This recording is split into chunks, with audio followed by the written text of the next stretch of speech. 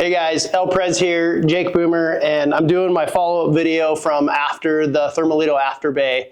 I promised you guys that after I did the how to get ready for that type of tournament video where I was putting together all the different types, techniques that I would do going to a place I'd never seen before and only kind of really had done my research, that after the tournament that I would do a follow-up video, which it's pretty easier to do a follow-up video when you actually cashed a check and made a top 10. It would have been really hard to do it if I had continued the trend of my day one, which I weighed 2 fish and was at the bottom of the pack. But just long story short, the tournament actually worked out pretty good.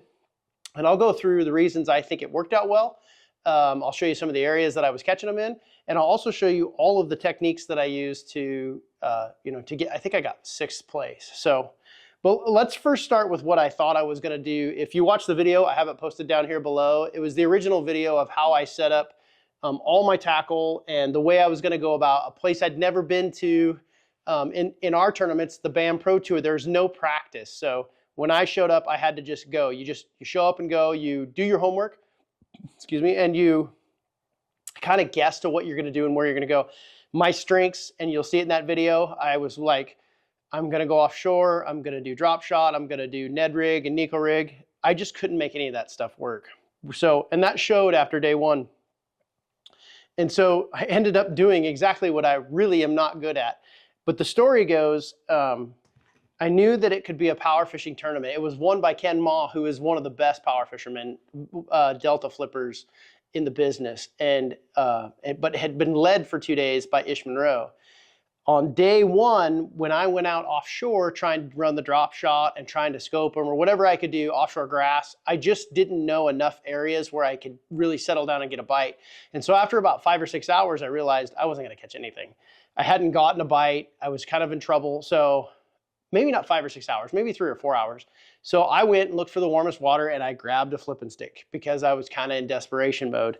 The first fish I caught was on a beaver. This is just a green pumpkin watermelon beaver on a hitter with a 20-pound P-line fluorocarbon, which I believe is the best 20-pound you can get. I've tried and ruined a bunch of different types of line. It's the best.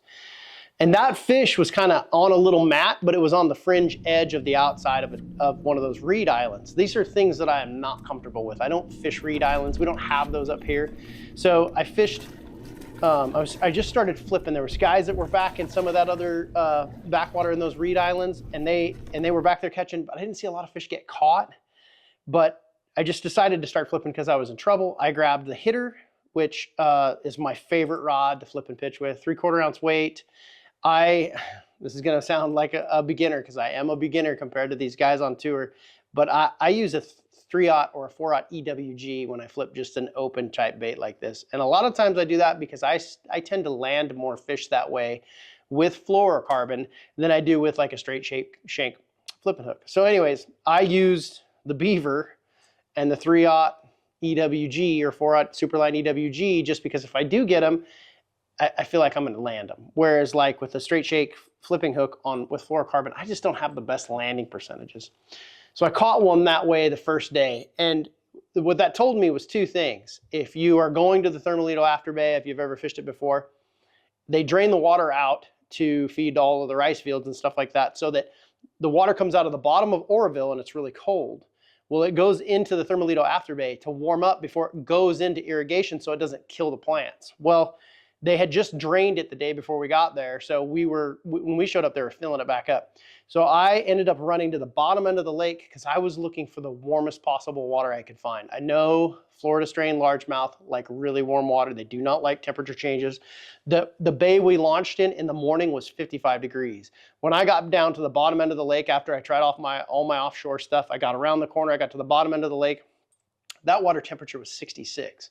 So I knew I could settle into that area. But I still have the problem, I'm not a great flipper, and I'm definitely not a reed fisherman. So, but anyways, first fish came off of a beaver. So that told me I was doing something right.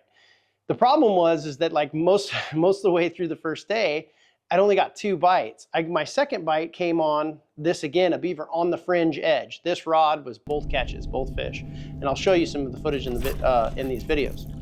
But they were kind of on the outsides of those reed islands. So here's what I think happened. So day 1, I used the hitter.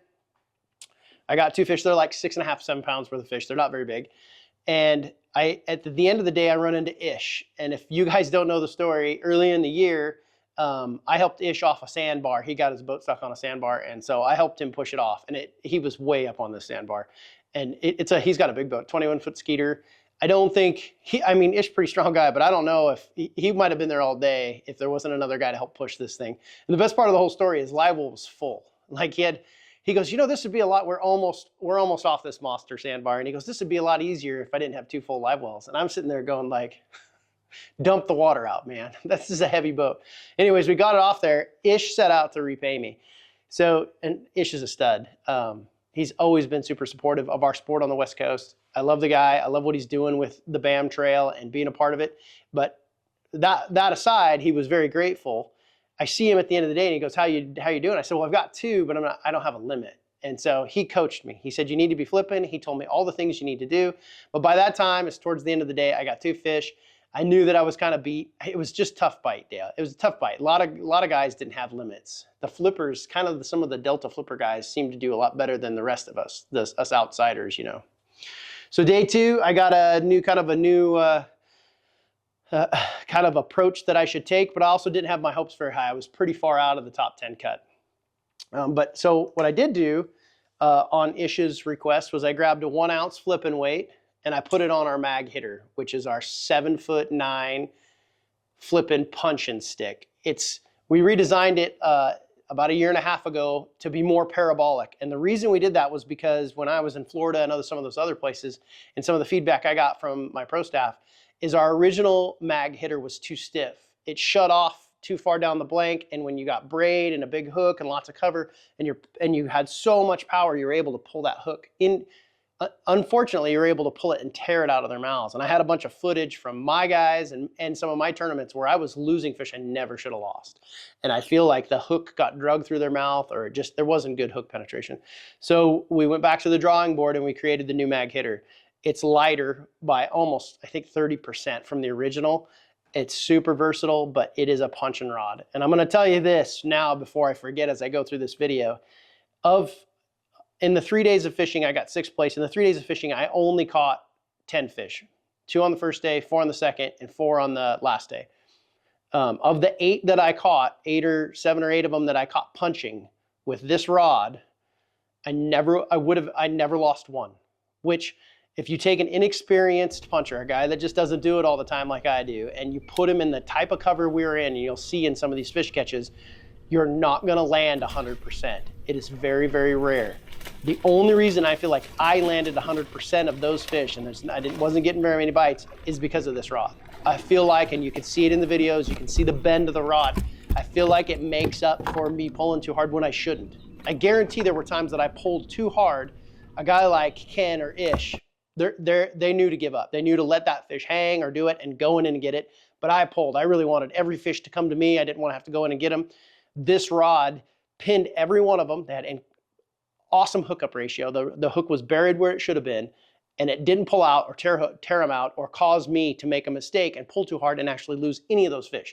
So of the 7 or 8 that I caught punching, this rod in particular, I think is the reason that I landed as many as I did and got me into the top 10. So on day 2, I did something, and this is for you Thermalito guys. This is the one thing I realized. You can tell me I'm wrong if you want. They pump cold water in the top end of that lake, but they pump it in and it flows pretty good through the bridge. On day 2, the water had fallen, and so I went under the bridge, and I was just looking for water that didn't have a lot of people going through it, because I know that I'm not as quiet as everybody else. I need those fresh fish, so I was looking for fresh water, fresh area. I fished in that upper pool, the pool above, under the bridge and up to the right. There's 2 big pockets. I was in the one on the right, and I was just looking for a group of fish, and I was in there for like 1.5 hours before I even got a bite. The first bite I got that actually told me there were fish in there, I actually caught it on this frog, which I had to cut off. This is a Terminator Poppin frog. Ish said to use black and yellow. if Ish says it, just do it. I mean, there's no arguing with that guy's track record for fishing. So he said I'd throw a black one. I had started with this particular one, which I think is a really good one. It is, might be threadfin shad. I don't know. It's a poppin frog. You can get it from Spro. Good frog, one of my favorite ones. But I was actually using this, and I was actually using it on Zilla, and you can see that I don't have a Zilla, but I have the reel and the frog here. It's because one of the guys from the tournament really wanted a Zilla, and he didn't want to wait for me to ship it, so he just bought the one out of my boat, which was kind of cool, actually. Super cool guy. So I don't have the Zilla that I used to catch the first frog fish that actually cued me into that area actually having fish. And since I had nowhere else to go, and I only caught 2 fish on day 1 in the lower part of the pool, I just kind of said I'm going to stay here. And it wasn't a big area. There wasn't a ton of fish. But what I ended up doing was plunking around enough after I caught that frog fish to catch 3 more fish. The difference, I think, in that area was it didn't get as much pressure because there wasn't as many people there. And when the water's high in Thermalito, the water can't go, you can't get under the bridge, especially not with this big tub of a boat, like with all the stuff on the top of it. If the water goes up too high, you can't get under. But because the water was low, I could get under that bridge. So I stayed there. But I don't think that a lot of the fish I was fishing for were getting a lot of pressure. So what that did for me was there was 2 pockets that I was able actually, and you can see, you'll see on video, that I punched out where I drug them over. I mean, like up and over cover and had to go in after them. And ended up punching another little one after I caught that first frog one. Was like a 4. I just settled down into that area and I punched. And what I did punch, and I'll tell you guys this, Ish was like, they're eating the paint off candy grass D-bomb. And I don't throw D-bombs a lot. We don't have a lot of that type of cover. Ish is the man. That day, that Tuesday morning, or that second day, the Saturday morning actually, he showed up with a whole bag and he just gave them to me. And at first I'm like, I got 2 bites. What am I gonna need all these for? When the tournament was over, this is the only one I had left. So thank you, Ish. But there was no doubt, the candy grass D-bomb, and on this I'm using a 4/0 jungle flipping hook that I did Snell. This is something Nish told me. He's like, you're going to be throwing back into the back of these big balls of reeds. You got to get back behind them and you got to Snell the hook and you got to pull. You got to get them up and out, and once you drag them to you as close until they're pinned, then you go and get them. Do not try to horse them through that stuff. You'll just tear it out. So that was pretty awesome because I was not throwing back. And we're talking about like, I was flipping 30 feet back in some of this stuff to get these bites, which once again, does not have a high percentage for landing. You're just not gonna land a ton of those, but I feel like this rod is the reason I did. I have no other explanation. Jay Bradshaw, who was also in the tournament, who was in 3rd after day 1, and I think he was in 5th on day 2 or whatever. He lost a 5 and a 6 at the end of the day on the last day that I think would have put him in 2nd place. Like he had a monster bag. You just don't land them all. This is the same 50-pound braid I was talking about. This stuff right here. Hopefully that zooms or that focuses. This stuff is the deal. We use 50 so it makes less noise going in and out. This is once again a Bryant Smith trick. He wasn't using 65 or 70. I've never broken this 50-pound braid, but I use the high vis, the yellow stuff, and then I color 7 or 8 feet of it black. So I know when that line stops, I've got a visual aid on how far that line went back into the cover. If I flip in again in the same tulip berm and I look down and there's 2 or 3 feet of the black showing, one's got it, it didn't go to the bottom set the hook, right? It's the forward imaging of flipping technique. I talked about it in my other video. So day 2, I catch 2 out of the same pocket. And then unfortunately, I don't have it on camera because after I caught the second one out of that pocket, I went to start the camera back. I lost the best catch of the whole tournament, which was a 6.5 pounder, which got me into day 3. Guy had 17 pounds for 4 fish because of it. The crazy thing about the 6.5 was I never felt the bite. You flip in there, you shake it, jiggle it, however long you're willing to put up with it. You got on that fish actually had flipped so far back I couldn't see it. So I'm just trying to feel that bait go up and down. It just got heavy. It was a big one. As soon as it came up, the nice thing was as soon as it came up, it was so big it had a hard time falling back through the holes as I was pulling it to me because it was so massive to fall back through the reeds and back into the reed pockets. But once I got it to this wall, I had to literally lift it like this. I thought this rod was gonna detonate. It was the scariest fish catch. And when I got it, I was blown away. It's pretty crazy. So anyways, that puts me into day 3. I have really not a lot of big plans for the area that I went in to go under the bridge. But I will tell you, the water had come up. And if you're fishing the Thermalito Afterbay, that water can come up 1 inch an hour. So if you get in so here's the deal, and Greg Gutierrez told us this. He goes, if you go under there and it's hard to get in, it's harder to get back out as the water comes back up. You need to know that it's an inch an hour. So what I did was I had an old broken piece of rod that I put my plug knocker on. I took the reel off, and when I got to the area I was going to fish back there, I stuck it in the mud in an area that I'd be going around quite a bit. And I just stuck it so that I could just see a little bit of the rod handle. And every time I went back around in there, I checked to see if the water was coming up or going down, because sometimes it's really hard to tell if you're getting those little minute water increases by looking at the bank, especially if you got reeds or grass or dirt or whatever. So I stuck it in the water, and as the water was going up and down, I could see, if the water was coming up too much. I had about 3 inches of clearance to get the motor under on my way through in the morning, or when I went through there in the morning. So I knew that I had, if it was starting to go up, I had probably 3 hours before I was going to have to get serious to get back under it. I went under there and I caught 2 on a frog, and that was it. It went dead on me. 3. I caught 2 on a frog, same frog. I think I actually have this on camera. You'll see this one on camera. It was funny because I showed this frog to Ish, and he goes, the hooks aren't very big. And now that I look at it compared to the frog that he was throwing, yeah, I'd rather have big hooks. But luckily, those 2 bites were kind of open water bites. I got them in the boat. It was great. That was an Alpha Angler Zilla. This is actually a power skip. The Zilla is 7.3 medium heavy. I had 50 pound, same stuff, but just green TCB braid, 50 pound, and Shimano Corrado 8-to-1. I think that's an 8-to-1. Yes, 8-to-1. Excellent setup. I'm not a great frogger as well. Some of the reason I used the power skip a little bit of the time was because Ish told me if your bait hits the cover, like if you throw your frog into the reeds and it hits the cover and it bounces around, makes a little bit of ruckus, that is the lowest bite percentage you're going to get. You need to land in front of the cover and not hit it. I'm not good enough at that. So with my 7.3, I can throw it a long ways and I'm fairly accurate. But if I have to land in front of the cover, like in a little shade pocket, I actually went to the 611 power skip because I'm just to make up for the fact that I just don't do it very often. This was a little bit more accurate rod for me. I didn't catch any on it. Ended up catching them all on the Zilla. Once again, cameraman has the Zilla. Bam, cameraman has that Zilla. And I was actually using this Tatula 100, which was in video, the first video. If I had to do it again, all my frog rods will be this MGL 150. I just feel like I'm more accurate with it. If it's a little bit smoother, it's a Corrado. Personal preference. The last fish of the hour, I was kind of stinking. That I had probably exhausted that area. It's not like I had any other pressure. I was the only guy fishing those little reed pockets. So I went under the bridge and I ran all the way down to the bottom where I got the first 2 bites on the fringe edge on day 1. Instead of fishing the edges, obviously, because of the awesome information I got from Ish, I started pitching back in the backs of things. I was down in the farthest pocket on the bottom of the lake you can get. And here's something I really noticed about the flipping bite, both the day 2 and day 3 when I realized it. Because they were pumping so much cold water into it, you can flip all day long, but they're not biting until the water gets to a certain temperature. And what happened on that last day was the flip bite started at 11:30 for me on day 2.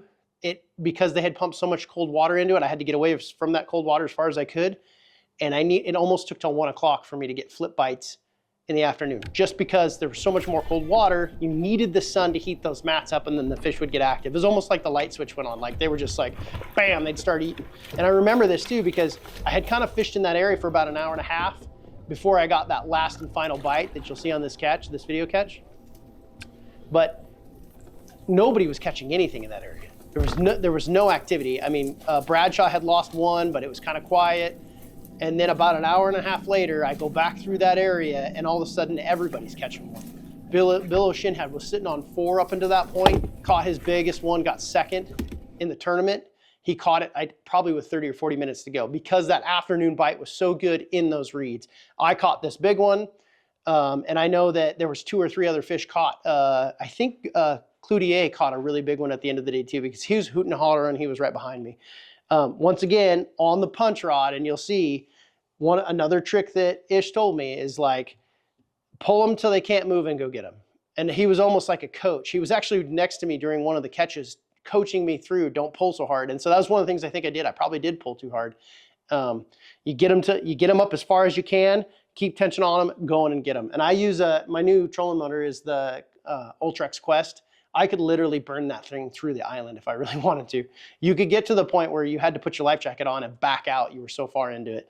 But that was the trick to getting them out. So hopefully, if you watch the first video and you're like, okay, Jake, you said that you're not gonna, when in Rome, don't do what the Romans do. But if I didn't have the help from Ish and fish the way they did, I don't think there was anybody in the top 10 except for maybe Colby that was doing the offshore thing or doing the, the little bit more of the finesse tactic. It really seemed like everybody that did well at the Thermalito Afterbay in that tournament was punching. I mean, Ken Ma is, he was fishing a little area over here and he was flipping the grass in front of it and stuff like that. And things that don't dawn on me, we don't have that type of cover here. So it was pretty impressive to see him at a 29-pound bag is insane. But the way he just kind of approached and probably just caught everything around him. I think Ish had the biggest weight for the first 2 days, and he went practicing the second day. But on day one, I think he had 22 pounds by like 2 o'clock. Like he was roping them with the flipping stick. So there's probably other times of the year that you can do whatever you want at the Afterbay. But while I was there, we were there, middle of September. This is what I had to do. I was 100% blessed. I mean, we've said it for years. It's not what you know, it's who you know, right? Well, thank you, Ish, for taking a Northwest knucklehead smallmouth fisherman and just steering me a little bit in the right direction. And I know he wouldn't care that I told you how I did it. He's big on teaching people how to catch more fish. So that's how I did it. You guys can check out all this stuff on alphaangler.com. The mag hitter, the hitter, the Zilla, and the power skip. I don't have a spinning rod to show you from this tournament, which is a real rarity. But thanks for watching. Check us out on alphaangler.com. Thanks, guys.